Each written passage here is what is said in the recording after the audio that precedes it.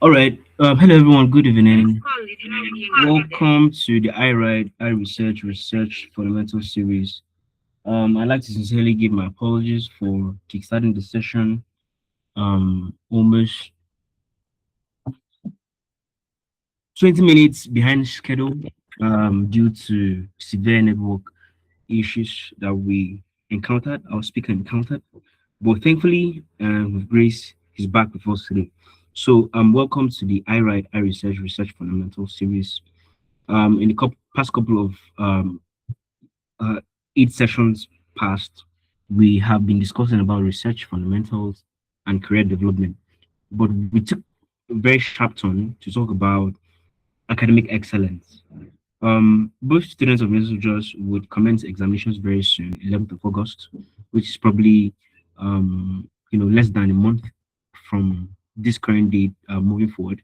And also not just the students they themselves, also myself, my colleagues from the Department of SLC who would also be sitting for their national examinations. We've also got exams coming. So this course serves us with a very good purpose. Last week we had our speaker here, Benjamin Onobo, speak to us about mentorship, and he said mentors are ladders. Without mentors, we would not attain some of the greatest heights we have attained. We have reputable researchers, scientists who have attained and achieved so many remarkable things because they had mentors. And Isaac Newton famously said, he said, if I have seen it all, he gave credits to his mentors for such, which was Robert Hooke in question. So this day we are back, very great in powers and sessions with the topic, the right mindset for examinations. And we have our speaker, Israel Ede, who will be taking us through the rudiments and the intricacies of dealing with examinations and how to go about it. Israel, personally, we have maintained contact since our very first days in the University of Jos. We conducted practicals together. Till this day in time, we have been, we've kept in contact, and it's just with remarkable and sincerest thanks that I say we are still in sessions today. I'm still in communications with him. And in the past, he has participated in hackathons. They had a hub who he was the problems, lead. So I believe that he has amassed himself enough reputation to be accountable to speak to us today. And not just that, he's on track to graduate with the highest, I always like to say this, with the highest class of academic degree. So this alone gives him the enough credibility to speak to us about academic excellence and preparing the right mindset for examinations. Without any more further ado, I welcome Israel Ede to the stage. You're welcome, Israel.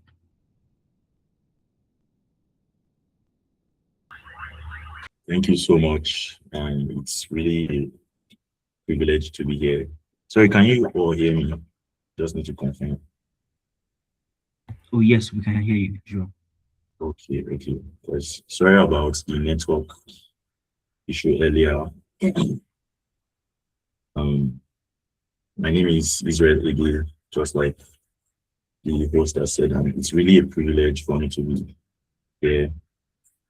I really appreciate this opportunity, and I would really love to, in fact, whatever I can help each and every one of us understand how to pass exams, how to prepare for exams, and how to plan in the right mindset. So permit me to share my screen.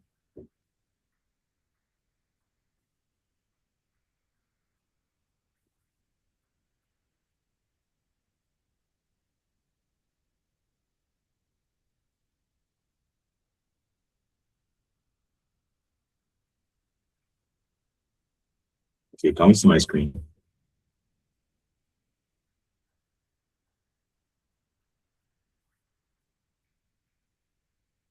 Okay, it's still coming up. Yeah, we can see your screen now. Okay.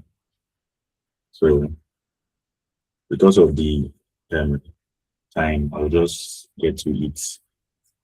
So the topic that was given to me is the right mindset for examinations. The right mindset for examinations. how do we set our minds right? How do we prepare?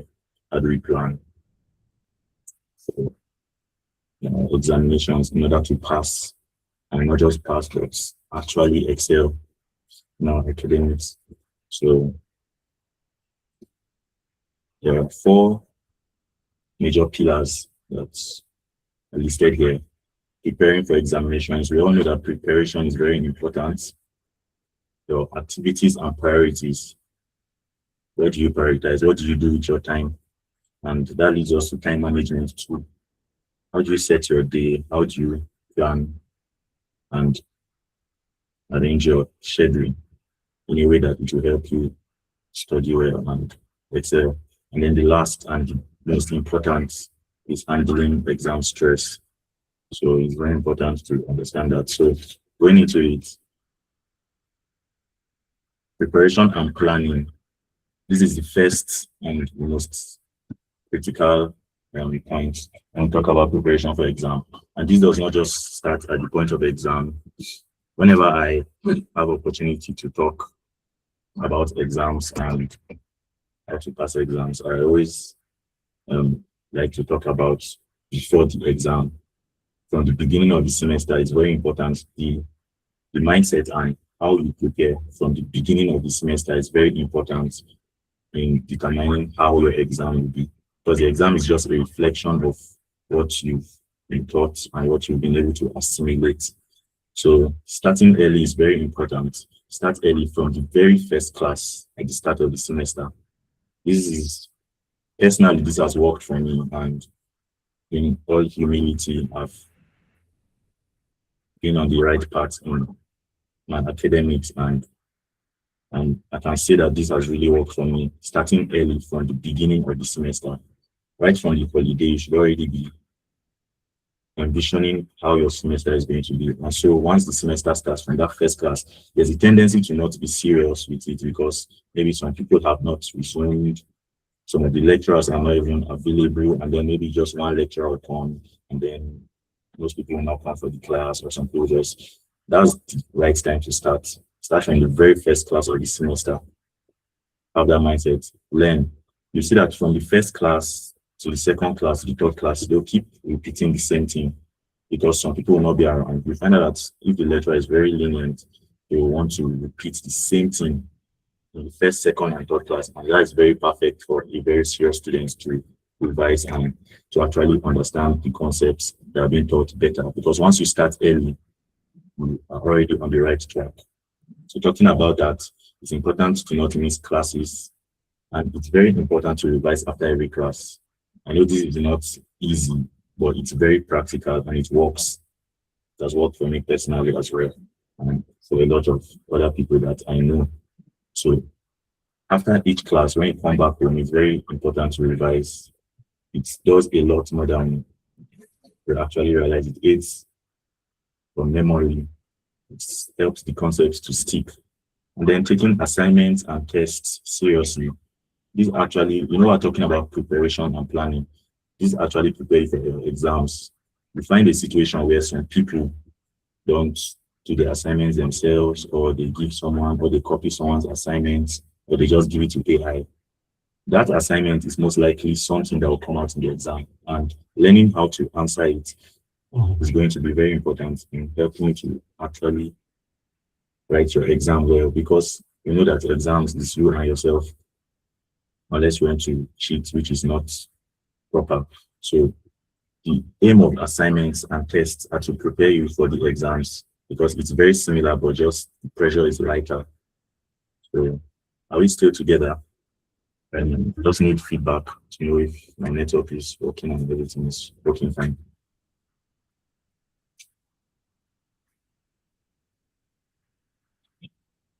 Hello, are we still together? Yes, sir, we are together. Okay, thank you very much for that feedback. So yes, taking assignments seriously, taking tests seriously, they do a lot more than we can imagine. They actually prepare you. You might write a test or an assignment and maybe you didn't do well. It will help you when you make that mistake. You're not going to make that mistake in your exams. So most people, when they come to the exam, they are totally taken aback because they are seeing something they are seeing for the first time. But for a serious student that has been taking assignments and tests seriously, you will most likely see things that you've seen before, and it will help you to actually pass your exams. And then starting early reduces the workload and prevents pile up. So by the exam period, you only need to revise and deepen your understanding. So you can imagine someone that has been studying, revising, taking assignments and tests seriously, not missing classes. By the time that it's exam period, you'll just be revising because you've been studying. But someone that has not been studying and doing all this, there will be so much workload and it will be very difficult. So that's that. Then, still talking about preparation and planning, this is very important. Discover your unique study pattern. And I would like to dwell on this a bit because this is a very important strategy for understanding academic concepts and passing exams that most people don't understand or realize early. So discover your unique pattern. Maybe your friend likes to do TDB and you're not a TDB person. You know, TDB is till daybreak. You know those people that read throughout the night till daybreak. It might work for one person and it might not work for another person. I'm not saying that we should not learn from our friends, but all I'm saying is discover your unique pattern. There are people that are daytime readers. There are some people that assimilate better in the daytime, and there are some people that assimilate better at night. There are some people that once they sleep, they are not waking up till the next morning. Someone like that should not say, let me sleep and wake up by 2 and read. That works for some people, but it doesn't work for some people. Some people assimilate fast and some people assimilate slower. It does not mean you're not smart. Me personally, I'm a slow assimilator, or I assimilate very slowly. So I have to read more. I study more. I've seen some of my friends that actually assimilate fast. Like I explain concepts to them and they get it fast. But I know what I passed through to get that concept. So if you're slow at assimilating, if you have to read more to understand something, it doesn't mean you are not smart. It only means that you need to study more. And it's not a disadvantage at all. Because even me, I'm actually a slow assimilator. I have to read deeply and use more time. So know your unique study pattern. It helps solve a lot of problems and reduce a lot of stress. You know what you're doing. Now, how do you discover your unique pattern? Try out different reading styles. Don't just be open-minded. Try out different reading styles, and the one that works best for you, stick to it and own it. Work on it until you discover that your reading pattern is going to be very perfect and you assimilate fast, or you memorize things faster, and it goes a long way to help in the preparation and planning for exams. So talking about study time now, structure your study time. And this is, I put here some criteria that we should use to structure our study time, just to make it easier to actually arrange and schedule your study time. So it should be based on your study pattern. You know, we just talked about study pattern. Do you read better at night? Do you read better in the daytime, maybe after classes? What's your study pattern? You should use that as a criteria to structure your study timetable. The nature of your courses and the lecturers taking them. This is very important. I believe most of us in this call are students of University of Jos. I don't know about other departments. I'm from biochemistry department. And one thing I've realized, one trend I've noticed in my department, I don't know about other departments, but I think it should still count, is that the lecturer taking that course has his own pattern of the exams, tests, and different things. There are some lecturers in my department that like to give group presentations as their test, and they won't give you any actual test till exam. So that kind of lecturer now, you should not be waiting for material from him. He doesn't give materials. He will separate you into groups, and then you will do a group work. And your tests, that's your test. Your exams will come from those work that you worked on every group, but you don't know where the questions will come from. There are some lecturers that will give you materials. There are some lecturers that might not give you materials. they will just teach in class, and you have to, those kind of lecturers now, you have to go for the classes and jot and stuff like that. So the nature of the course, is it a very bulky course? There are courses that are very bulky. Then there are courses that are not bulky, but they are technical. You see, these are two different things. The nature of the course should determine. A course that is bulky now should put more time into that course. It might be bulky and the concepts are easy to understand, so that once you go through the bulky material once, you get it.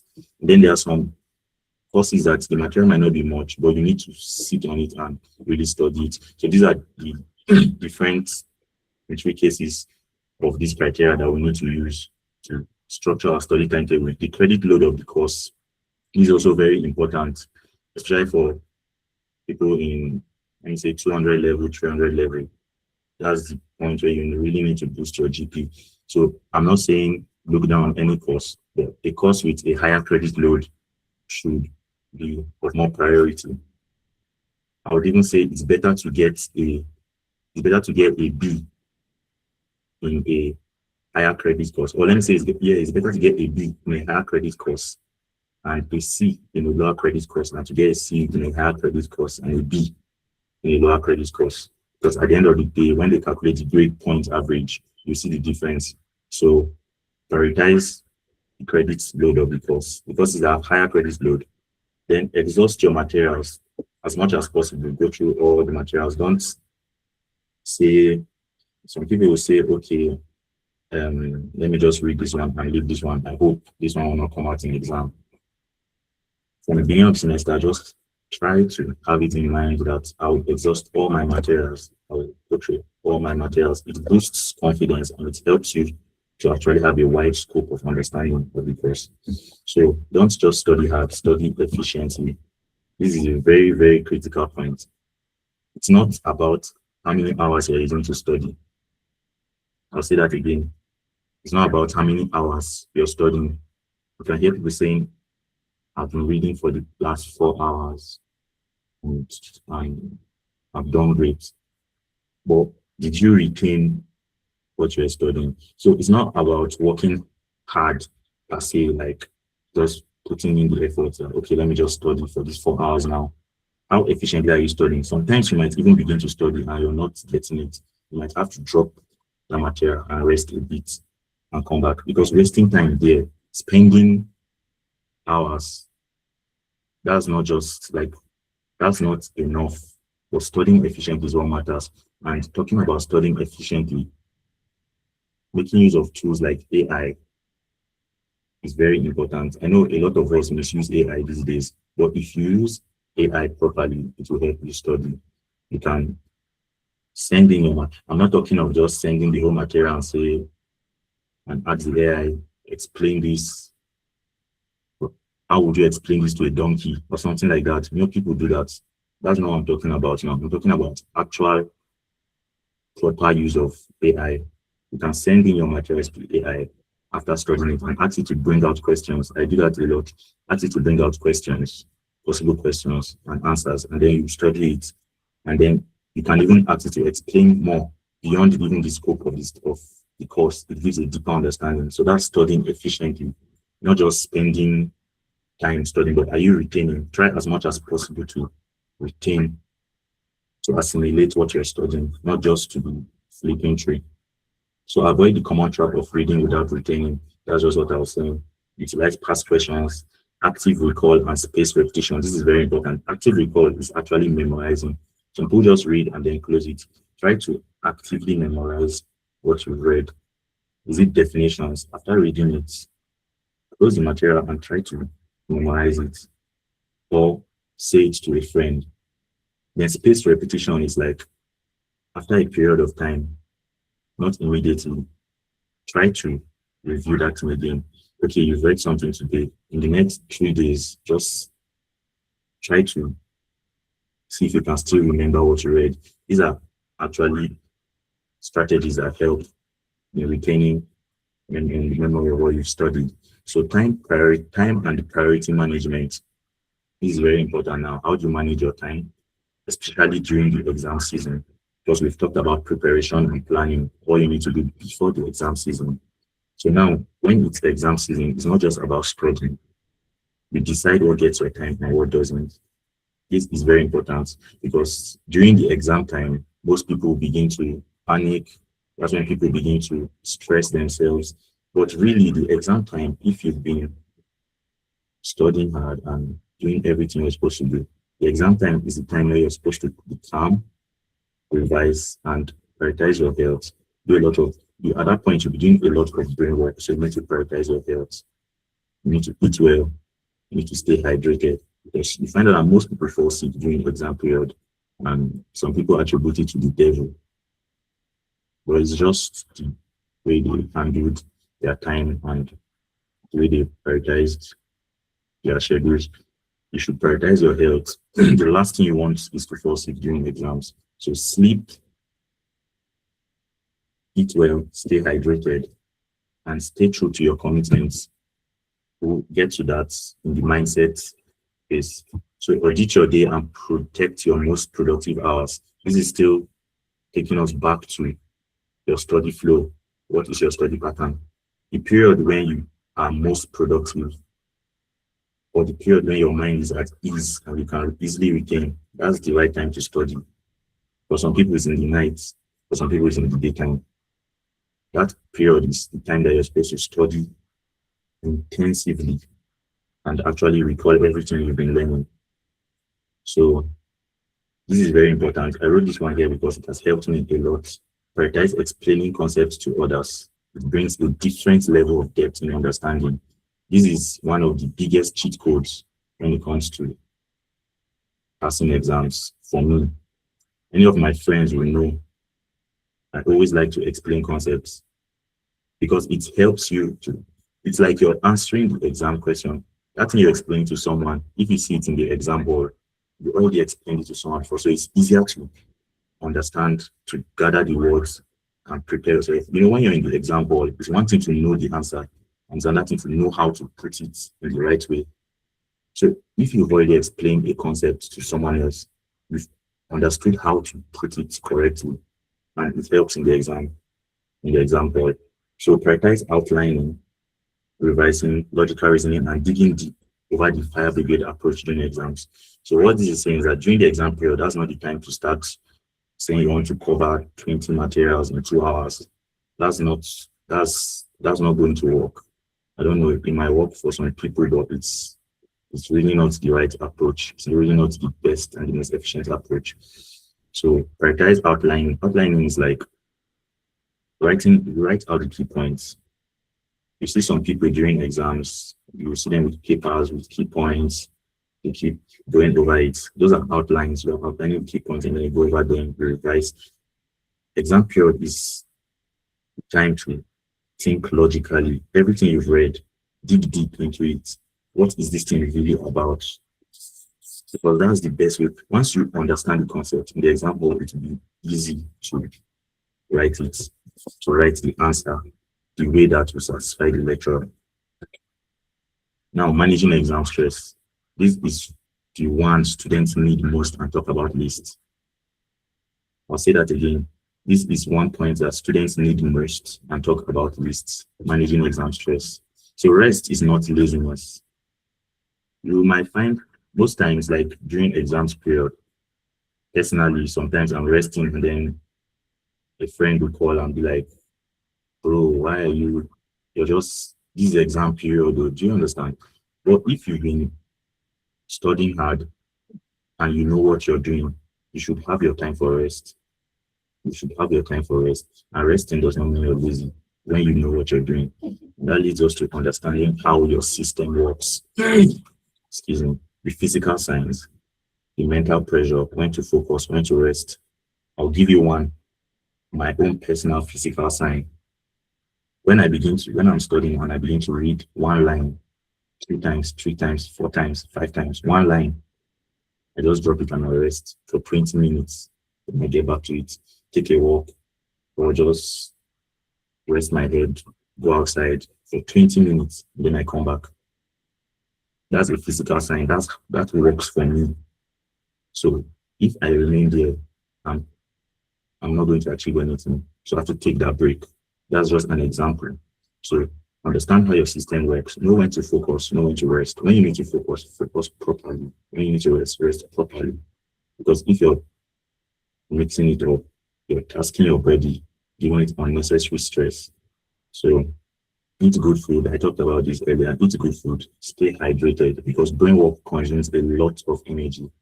As a biochemistry student, I know that amount of glucose that the brain takes from the whole body, it's a large amount, more than 30% of the glucose in the body goes into just the brain. So during the exam period, your brain is using up lots of energy and it needs to be replenished. So you need to eat good food and you need to stay hydrated. And then a very important point, regulating anxiety before and during an exam. How do you regulate anxiety before and during an exam? The first way and the most important way is to be punctual. Once you come early for an exam, for an examination, I would even say 1 hour or at least 30 minutes to the exam. Once you come early, you sit down, you're observing everything that's happening. It has a way of calming you down. But imagine going for an exam and you're like already 5 minutes late or 10 minutes late, you're already panicking. So you're taking that stress into the exam hall and it's going to overload. So one of the most important ways to regulate anxiety is to be punctual. It helps you to prepare for the exam. And then having a winner's mindset. The winner's mindset, that's what I tag this one. I call it the winner's mindset. This is the most important of all. In everything you're doing, if you don't have that mindset, that optimistic mindset, that mindset that you're going to win is going to be very difficult and everything will be like a struggle. You see, a lot of students are struggling with their academics, struggling with exams and a lot of things, not because they are not smart or intelligent, but because they don't believe in themselves. You see some people, they don't read because they feel like, okay, there's no point because it's hard, but you've not tried reading it. That's where the winner's mindset comes in. So the success of your examination heavily depends on your mindset. And the winner's mindset, I say here, is your biggest motivator. When you have that mindset, you don't need someone to tell you to read. You don't need someone to tell you to do your assignment because you already have that mindset that I'm going to pass this exam. From the beginning of the semester, you already know that I'm going to pass this course. And having that mindset, it will motivate you to do everything possible to pass, everything possible to understand that concept. And talking about this winner's mindset, it goes beyond just passing the exams. You must have a bigger dream. Why are you doing this? What is your plan? What would you get from understanding this concept? How would you use this in the outside world? Painting a bigger picture like that makes you to have that mindset to work hard because it comes from inside. You're the one propelling yourself. So the winner's mindset is your biggest motivator. Having a winner's mindset from the beginning of the academic year is very important. It drives you to go beyond your limits, just like I was saying. When you are ready and when you know that I am going to pass this course and I do everything. Like, let me give a story. When I was in trade, when I was getting into 311, I was scared because I've had a lot of stories I've seen from a lot of my friends that were my seniors. I know a lot of smart people who were having first class CGPAs and at 300 level, it dropped. As biochemistry students, some people are already calling 300 level GPA reductase. If you know, you know. What they're saying is that at 300 level, your GPA will drop, it will reduce. So I was scared and I had to work on my mind. I had to work on my mind from that holiday going to 300 level. I was already beginning to study some materials, try to understand what this 300 level is going to be like. And truly, it was difficult, but because I already had that mindset, I know I'm going to do this differently. I'm going to try my best. That winner's mindset, it kept driving me. Till today, the way I read in 200 level, I've not been able to read like that, even in this 400 level. It's because there was a different drive because I had that mindset that no, I'm going to pass no matter what. And truly, God helped me and I did well. I passed and my GP even went up after 300 level. So I'm not just like saying something out of the blue. This is something that has worked for me. And I feel like this is the most important point when you talk about having the right mindset and preparing for exams. Excuse me, having the right mindset and preparing for exams. The most important point is having that mindset that I'm going to win and I'm going to pass this exam. So think positively, be optimistic, grow confidence, because fear hinders assimilation. When you're scared, you will not be able to assimilate. Imagine you're trying to understand something and you're already telling your brain that I'm not going to understand this. Then how will you even understand it? So create that, have that mindset of being inquisitive. Okay, fine, this course is difficult. Everybody has said it's difficult. Okay, can I make an attempt to actually understand what is happening in this course? Even though it's difficult, can I just make that attempt? Be optimistic, you'll see that you'll unlock it. So the difference between a student who knows the content and performs versus one who knows it and freezes is the winner's mindset. So what this is saying that is that beyond your preparation, your practice, your hard work, your diligence, your study, having this mindset is the difference. We must have heard of a lot of people who say, I read and then I went into the exam board and I panicked and I forgot everything. That's because they got scared. So it's not enough to study, grow that confidence, walk into the exam board with confidence. It's not always going to be easy. It's not always going to be like you read and then you see what you read in the exam board. You can be shocked. You can see concepts that you have no idea about, but that's not the time to be scared because that fear is not even going to add anything at that point. That's the time to calm down and restructure your mindset, be optimistic. So these are my personal tips. Beyond everything we said, I sat back and tried to look at what has helped me. I'm not perfect, but at least the part where I'm excelling, I try to check what has helped me practically that I can share with others and they see results. So be very diligent. This is the first one. Always be prepared to go extra miles. When you're that, I'm not saying rubbish on others or try to be that kind of person that people will not like because you're always doing too much. But it's very important to go extra miles. Be that person who would want to read all the materials. Be that person who wants to do all the assignments. You know, there are some assignments that the lecturer will say, okay, maybe he'll give a question, study this, but don't worry, don't submit it. Just learn it and people be like, okay, I'm not submitting it. Be that person that will do that assignment. Be that person that will always come for classes. Be that person that will always study after classes. Be that person that anybody can come and meet and say, okay, I'm sure that this guy has been reading. Can I ask him this? Always be prepared to go extra miles. It's not over study. You're helping yourself. Second one, very important. This has helped me. Be open-minded. Be ready to learn and unlearn, both from lecturers, from friends. A lot of observe people who are doing well. I have a lot of friends and classmates who have observed their study patterns and learned from them. Personally, when I first came to university, I didn't understand the strategy of explaining concepts to others. I was always reading by myself and it was working at that level, but I met someone, he's late now. He was my classmate, Joe Shafat.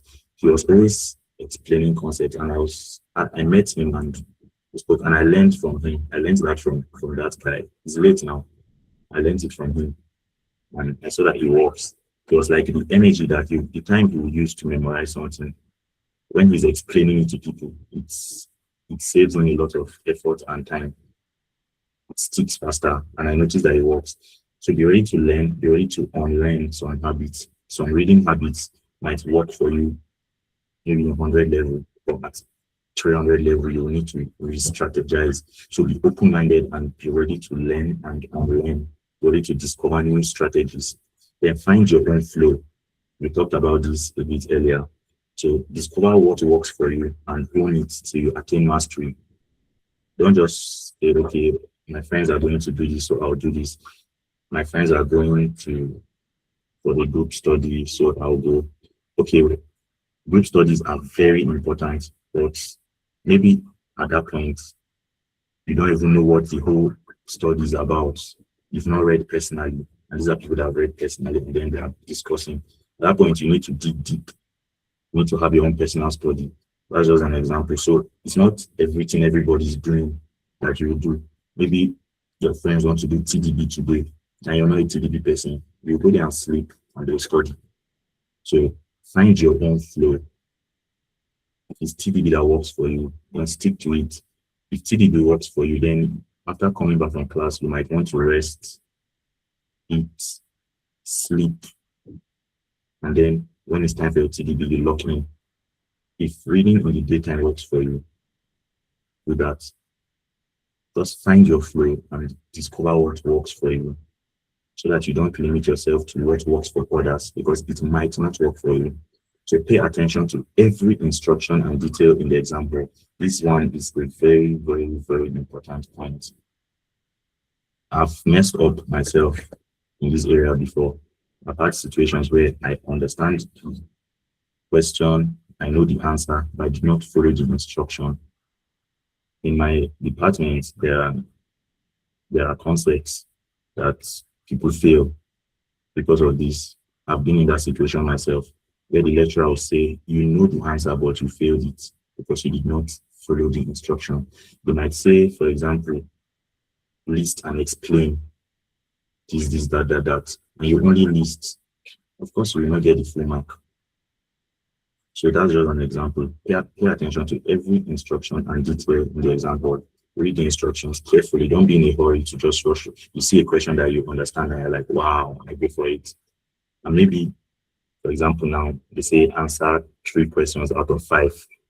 And you just see number 1. The first question is the question you know. You're like, beautiful. I'm going to answer this number 1. You start answering it.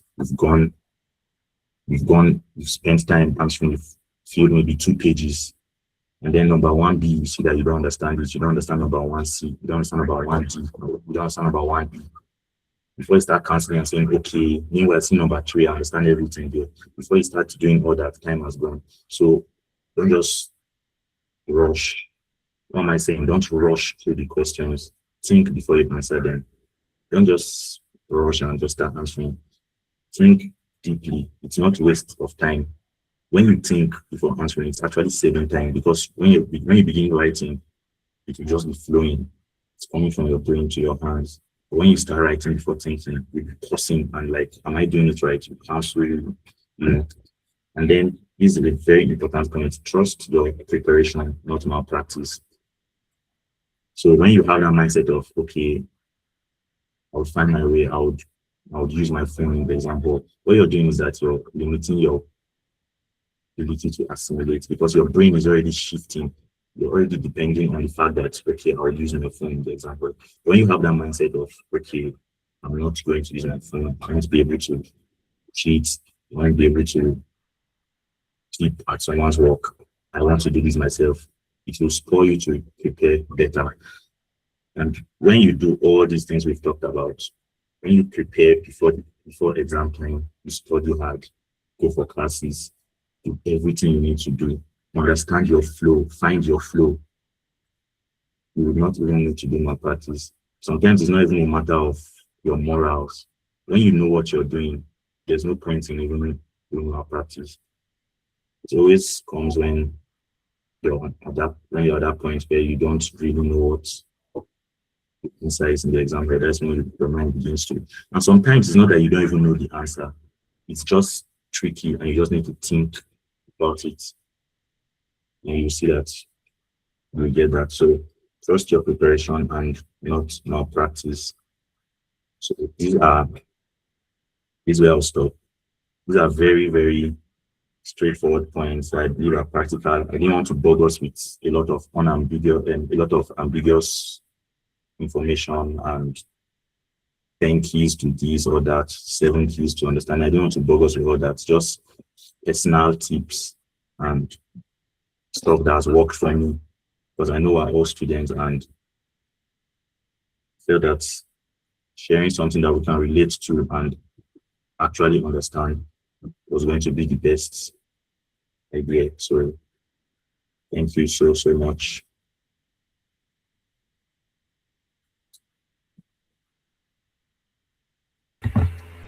All right. Thank you very much, Israel, for speaking to us about your personal journey with studies and experiences and everything. We really appreciate your time. So this opportunity is for questions. I am sure we've enjoyed the class, and I am sure we've got a lot of questions to ask Israel on how he has been able to manage his time, activities, programs, and all that he has been engaged in from the very first start, and still be on the right trajectory. So I'm sure we've got a lot of questions to ask him on how he's been able to do that beyond everything he's talked about in the class so far.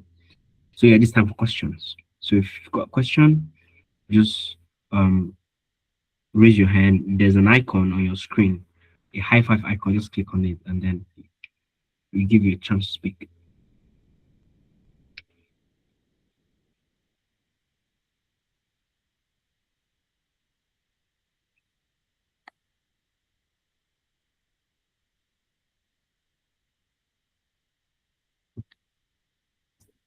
If you've got any questions, you can raise your hand.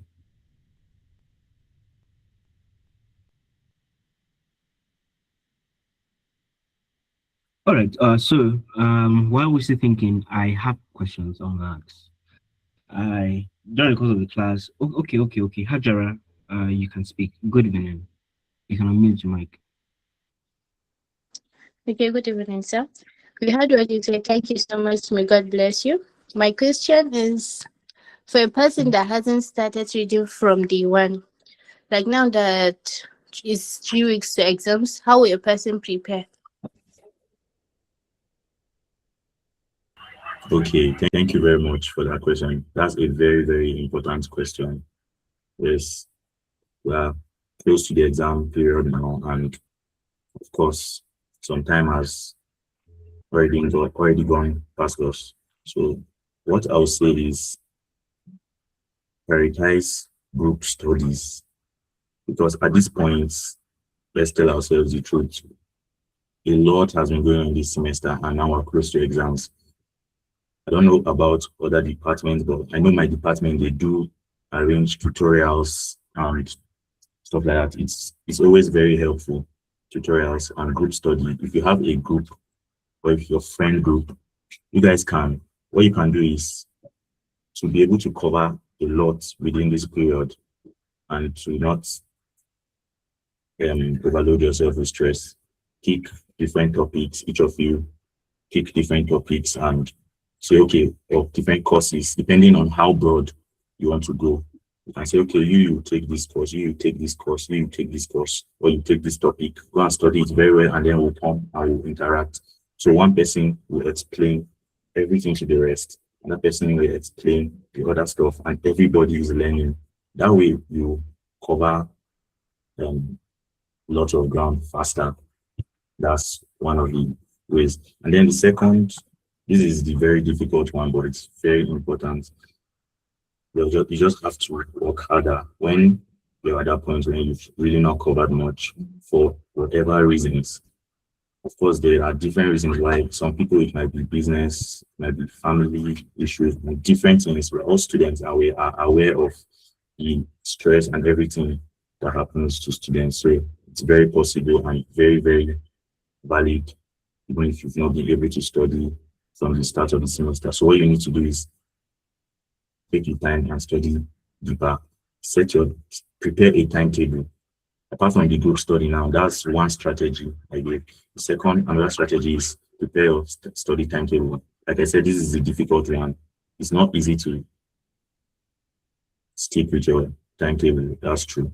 So what I do personally, when I prepare my study timetable, of course, it's not every time you'll be able to keep up to it because you don't know what will happen every day. Yes. So what I do is, even though I have my timetable, whenever I'm free, of course, I can't call that reading per se, but maybe I'm in a bus coming back home, or maybe I'm just sitting and I'm really not doing anything. Just open that material and just scroll through it. Just read just go through it. That's something that I do, and you find out that at that point you're relaxed. It's not like you've told yourself, okay, I want to read now.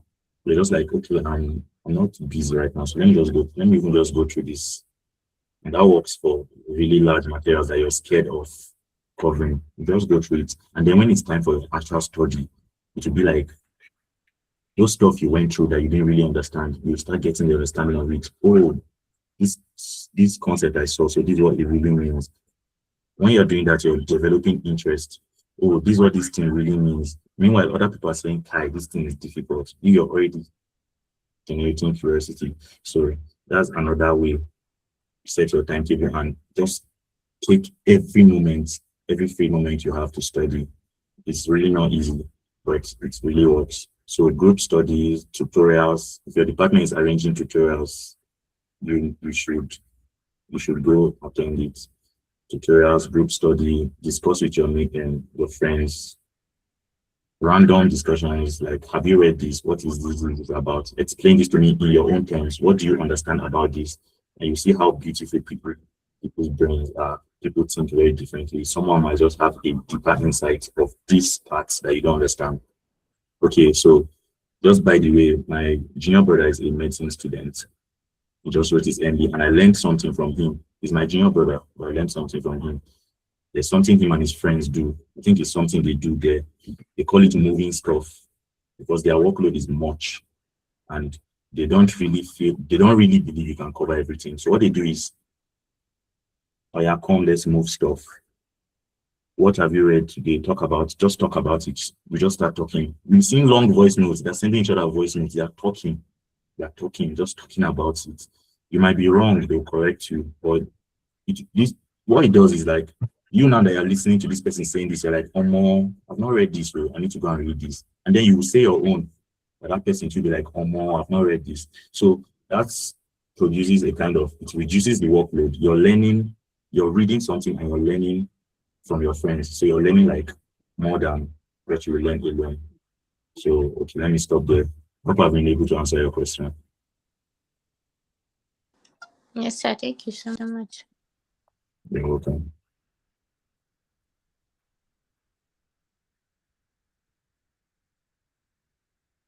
All right. So anyone else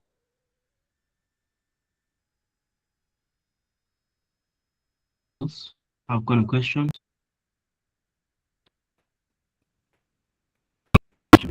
So here it goes. So when you're studying, right, what makes the most part of your study time? That is when preparing for examinations. We have PQs, we have the notes that have been given by lecturers and the handouts, and then we have tutorials as well. And then you've also got study groups.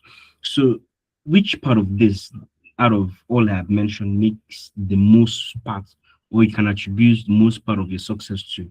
Is it the PQs plus the notes, the tutorials, and then the research groups? Like which part of it makes the most part of your success? And how can we tune all of this? Because these are all different options that works for so many. But which has worked for you? And what can I advise for those people who want to adopt some of these strategies? Because maybe some of the paths they've taken before, they work for them. So they want to unlearn some of those things and learn new strategies. So what part of it has worked for you? Okay, thank you very much for that question. Now, this is me personally. I said find your flow and what works for you. So I'll just tell you what works for me. Honestly, everything you've mentioned, all these strategies, I use all of them, but at different times. So let me break it down how I do it personally. At the beginning of the semester, I stick with for me, that's the beginning of semester through when you're having lectures. That's the time to exhaust your materials. That's the time to go through your materials and your PDFs and all that. And how it works for me is, like I said, from the first class, I try my best. I don't always get it like that, but I try my best to study, to reduce the workload. At least the first 2 weeks of that lecture, I go through the material. If the lecturer is good enough and he gives the material early, I try to study ahead. So beginning to the middle part of the semester, when there's a lot, when you're having a lot of lectures, that's the time where I study the material and actually try to understand it very well. Then when it's getting close to exams, start reading past questions and start engaging with people, explaining concepts to people, and it helps. At that point, what I'm doing is activating my memory. When someone asks, okay, can you explain this concept to me? I try to, you see, I'm trying to go back to remember what I've read. And then what the past questions do for me is that it helps me answer, it helps me know how to answer the questions. Most times, I always find out that, okay, I've read this thing, but I don't know how to answer the question. Whenever I'm studying a past question for the first time, like maybe 2 weeks to exam, I'm always dumbfounded, like, oh, I know this thing. I've studied this, but I find out that I actually cannot answer it properly. So that's when I begin to use AI. I legit send my past questions from other years to AI and see how to answer it. Then I'll correlate it with my materials. I'll send in the materials to see how it answers it. Then I correlate it with what I've read. And then I find my own way of answering the questions. And then what I do is I write it out. So what helps me is that I already have people, I have friends who are already waiting for me to answer past questions and send to them. So I need to do it. So I just have to do it, and it helps me also. So to answer that question, I'll say all the strategies are important, but timing of that strategy. I feel like when it's close to exam time, that's not the right time to really exhaust your materials.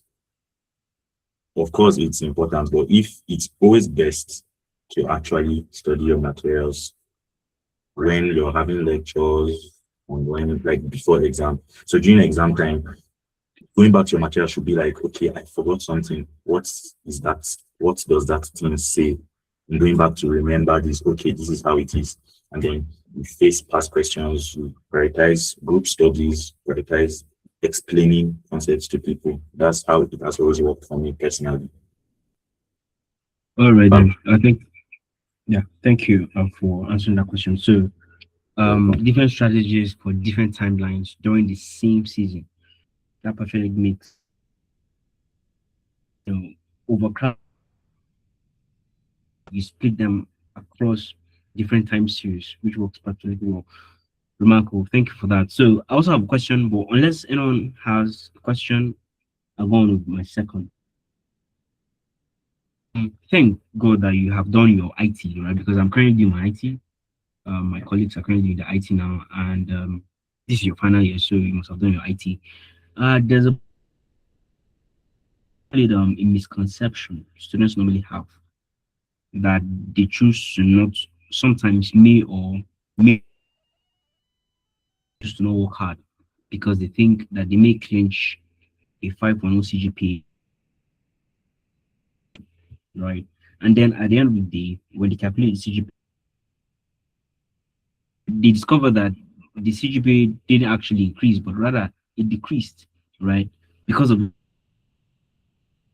what can you talk to us about this particular misconception people have? Because I've had a lot of senior colleagues complain that they got a 5.0 in the IT, yet like what's sorry, can you come again with the question? My network is kind of oh cracking, so I was to get you. So sorry. yeah, yeah, it's all good. I'll come again. So we currently do my IT, my colleagues and I currently on IT, and you are in your final year, which means you must have done your IT. So there's a misconception students have, and I've heard from my colleagues as well. Your IT, if you do very well, you get an A, and that A is a 5.0 automatically, right? So some people may or may not intentionally play with their first semester and then not do well, and then prioritize or bank on their second semester. That is the IT question for a GP boost. But at the end of the day, you discover that with a 5.0 CGPA in your second semester, it still didn't boost your CGPA. And some people complain about that, right? So, I mean, what can you tell us about? I think this is a misconception people need to understand. And what lies the importance of still working very hard to double up your 5.0 in your second semester, it pushes you up like very, very greatly. So, what can you talk to us about that? Okay, thank you so much for that question. I think I understand where you're coming from. So, if I understand you right, we're talking about the fact that it's easier to do very well during the IT period. So, most people bank on that second semester of IT rather, and maybe you might just be lazy with the first semester. I believe I'm on track, right? For your question.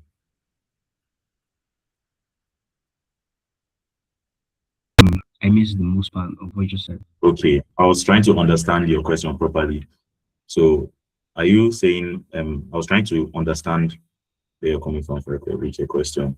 So, talking about Okay. the fact that some people or students like to bank on the IT period because it's easier to perform well, get an A or a B during the IT period, but and then they kind of become lazy or they don't take the first semester of normal academic work serious.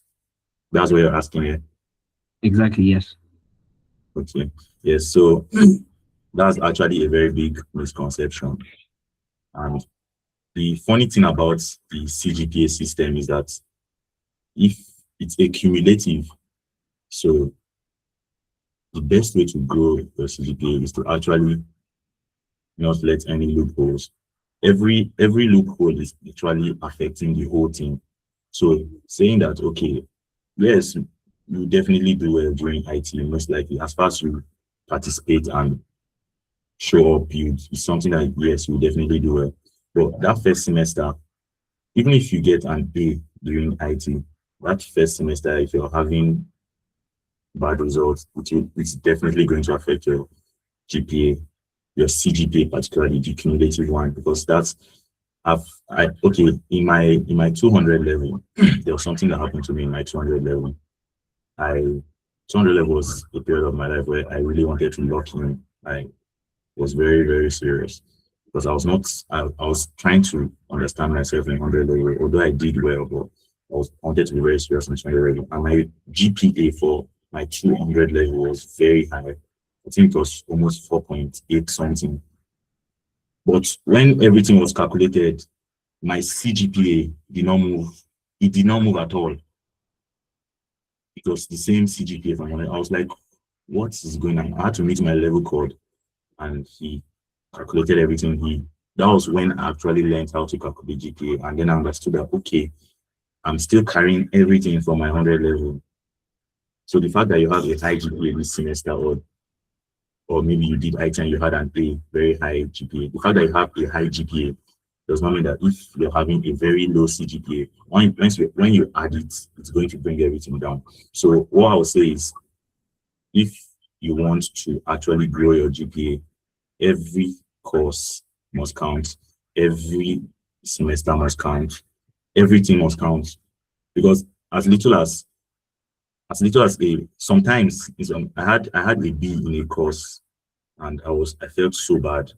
And most people did not understand where it's coming from. Some people even thought it was pride, but it wasn't, because I was trying to hit something. That was my only 4 credit course that semester, and I had a B. So I would have rather I got a C in a course that I had an A than to get a B in that course. Because I mean, having an A in a 4 credit course, you're having 20 points because you're multiplying 20 by 5. A is 5. But having a B, I think it's is it 4 times 4 or something like that. So the point is actually lower. So what I'm saying is, if you want to grow your GP, don't have that mindset of I would prepare and do very well during IT, but this first semester, let me not take it too seriously. It's very important that you take every part of the academic year seriously, because any little failure or any little issue is going to affect the whole CGPA. So we should not just look at the GPA of that semester, but the overall CGPA. That's what has helped me. personally in that area. And I feel like that's the mindset everyone should have if you really want to grow a GPA, because it can be very frustrating when you have a very high GP. I've been there, you have a high GP this semester, but because of a mistake from maybe the previous semester, the whole thing is still going to drop because it's a cumulative. Yeah, so I hope I've attempted to answer that question. Yeah, very well. Thank you very much. In fact, in ways that I didn't really think you were going to. So it's a cumulative, and it's like it's something that accounts for itself when another adds to itself, and it's based on the concept of weighted averages, right? So that's why people must always, every student, I'm sure this question has benefited other students here who may not have thought about it. So personally for me, I think this works, this explanation works very well. And the advice you've given would serve many people purpose. This call is recorded as well, so probably some other time those who watch this video at any point in time will find value in the response you've just given. I have a last question before we round up, and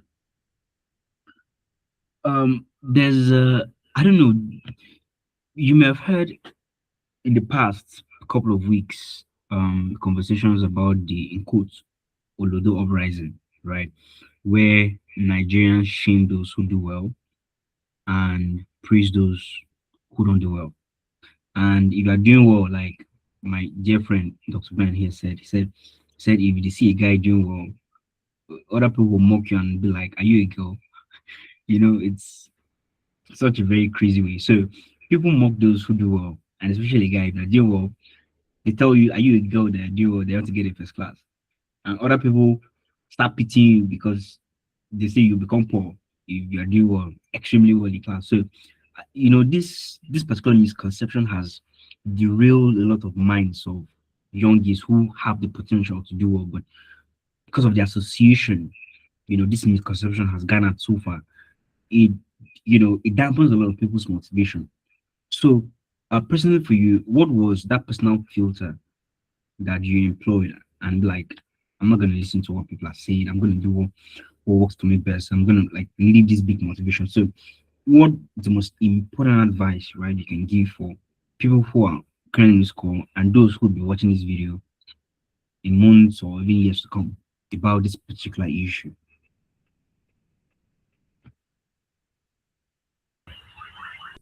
Wow, I really love this question, and it's something I always love to discuss about.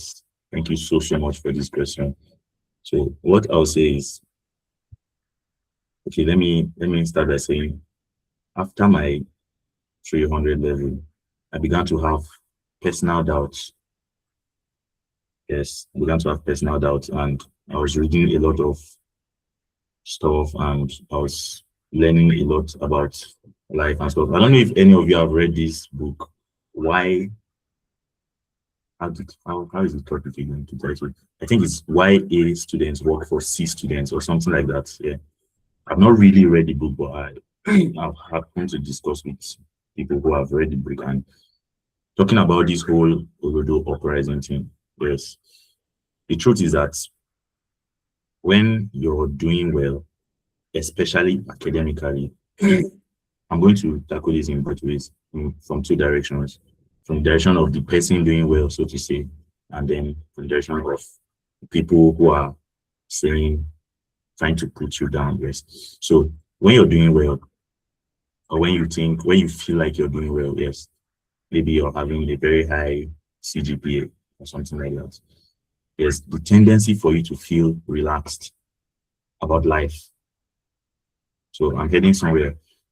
All I'm saying is, beyond academics, it is very important that you don't limit yourself to just academics. As someone that is doing very well academically, it does not mean that your life is settled already. So that's why it looks like people are saying, okay, why are you taking your time? Why are you trying so hard to do well? Of course, if you do well, all the truth is that the having a high CGPA or doing very well academically, it does not mean that you're going to be successful. it's only a step towards success. You're giving yourself a head start towards success. I mean, if someone wants to give a job, they'll give, you know how it works. They'll say they prioritize those that have 2-1 and above, for example. So of course, having a good CGPA, having a good academic result is good. But the truth is that it does not mean that you're going to be successful. I had that phase in my life, particularly when I finished my 300 level. I was beginning to see that, okay, because truly I had that mindset that, okay, once coming to school first, 100 level, I was like, okay, I had that mindset that if I just finish with, if I can finish the first class, I will just get a job. And that's not always true. Truly, you can finish with a first class and not have a job. It's not just about having first class. Can you apply what you've learned? Can you solve problems? The truth is that it's not about the grade. It's not about the grade. It's about how you can solve problems. You can have a first class result and you don't know how to apply it.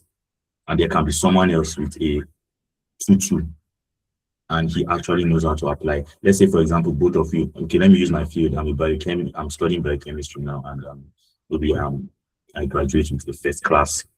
And then I have someone else studied biochemistry and graduate with a 2-2. And maybe let's say we want to applying for a job at a brewery. Yeah, biochemists are always needed in brewery. So if I cannot apply what I've learned, if I cannot bring something new to solve problem. I have a lecturer that I really look up to so much. He was a copper at a brewery industry.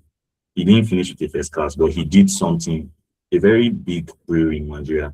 He did something that improved their production level as a copper till today. So it was not, he didn't finish with first class. He was able to apply what he has learned in school, in real life. So it's not about having first class or not having first class. Can you apply what you learned? That's what determines success. So when you're doing well academically and people are saying, why are you doing all this? It's school na scam or something like that.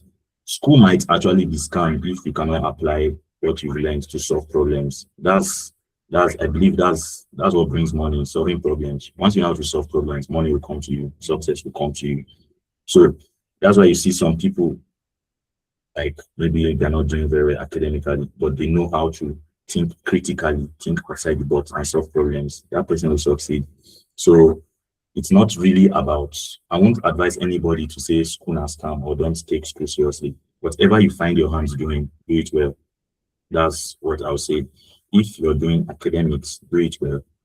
If you're a fashion designer, do it well. If you're a graphics artist, do it well. If you're a music artist, do it well. Everything you find yourself doing, do it well. We are all students. Do your best. Of course, it's not everybody that will finish with first class or second class. That thing it doesn't really, I won't really say it means much. It's just a head start, and you might have a first class and still not succeed if you cannot solve problems. So the major thing you should look at is everything I'm learning in my life. The university system is arranged in such a way that beyond your academics, you meet people. You can't graduate and be the same person you were when you came in 100 level. You meet people, you interact with people, and truth is that even when you leave university, you will never find a community of young people like you in one place. That's a very, very, very adequate place to learn. So everything we learn, channel it towards solving problems. That's what I'll say. That's what truly determines success. So if there's anyone here who is already doing very well academically and having that doubt, or people are telling you this thing you're doing won't yield anything, that's actually the harsh reality for a lot of people. But what matters is, can you solve problems? If you can actually pick out a problem around your environment or in the world and solve it, or find a way to solve that problem, or create a path towards solving that problem, whether in research, in business, economics, or whatever, you're going to succeed.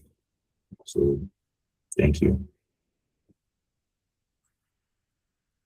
All right. So sincerely, I thank you for putting this question in this particular manner. So you pointed very out that having a good CGPA just gives you a head start to life and not an assurance of it.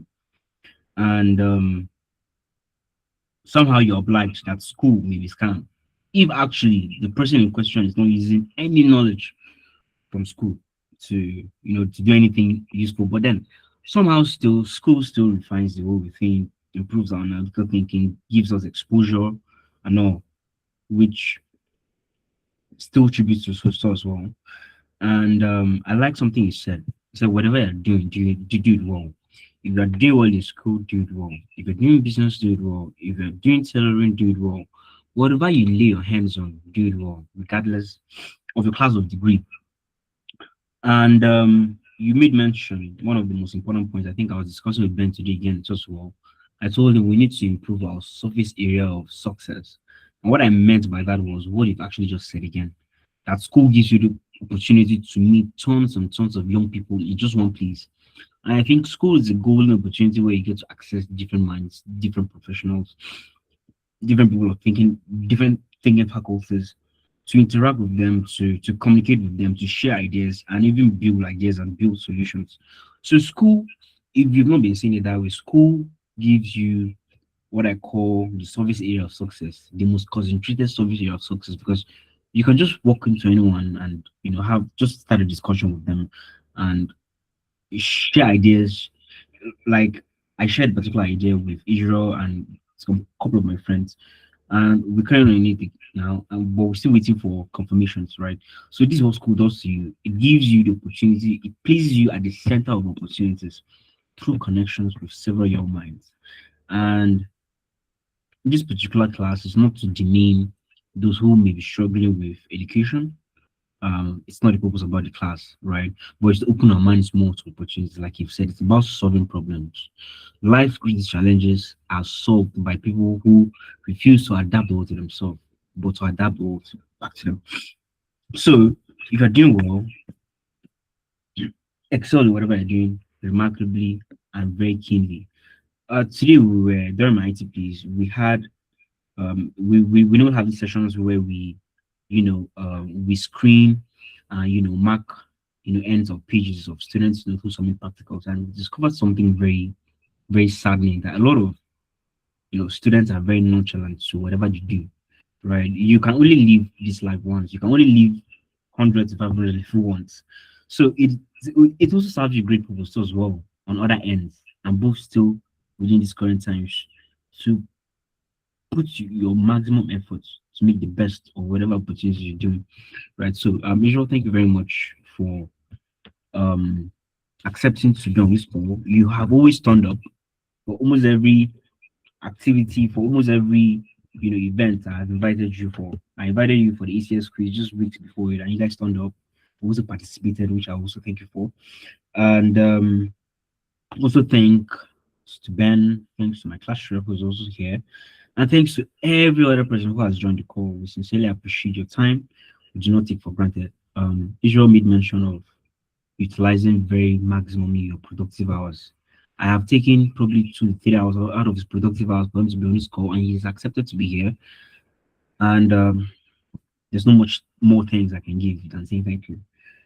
Thank you very much. So we come to the end of the I.Write I.Research. So I just allow this opportunity openly for anybody who has, some last words to say or some call to action on the ways to move forward. And yeah, and then we'll call it a day.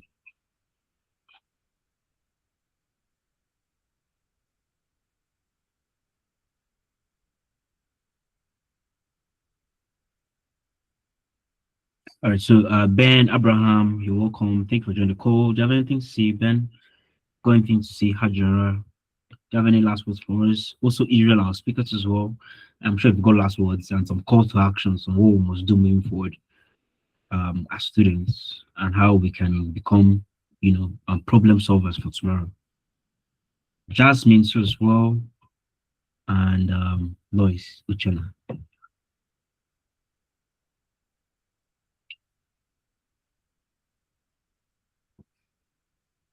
All right, so Israel, yeah, you can speak.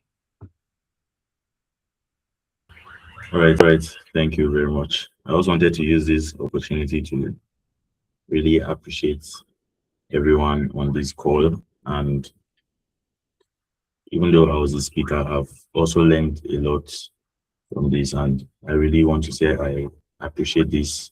Thank you so much. I want to say thank you to Jasmine. Jasmine is my friend, very good friend of mine. And I told her that I'm going to be speaking on this meeting, and she was very supportive, and she also joined, and I'm sure she's learned lots too. So I also want to say thank you so much to Jasmine, my friend, and thank you to everyone. Thank you for this opportunity. I really don't take it for granted, and I hope we all succeed in our academics and in everything we find ourselves doing. Thank you so much, everyone. All right, thank you for that. Thank you, Jasmine, for supporting Israel. We really appreciate your support. We do not take it for granted as well, and keep sharing the words as well. So we I just like to put it up. We have a YouTube page, we have a LinkedIn page, I.Write I.Research. So at your freest time, you could just go to LinkedIn, give us a follow, just give us a like. We appreciate every action you take, in improving our visibility out there. We also have a YouTube page, and our YouTube videos are uploaded these after the class has been concluded, and for other people to benefit from these very rich sessions as well. So we normally turn out here every Friday, 7 p.m. Different speakers come to speak to us about different, aspects of life as a student. And I just hope you find very good value by the time you solve our, YouTube and LinkedIn pages. So I thank you, everyone. Uh, Without any much ado, I call it a good night. Thank you very much for joining, and bye.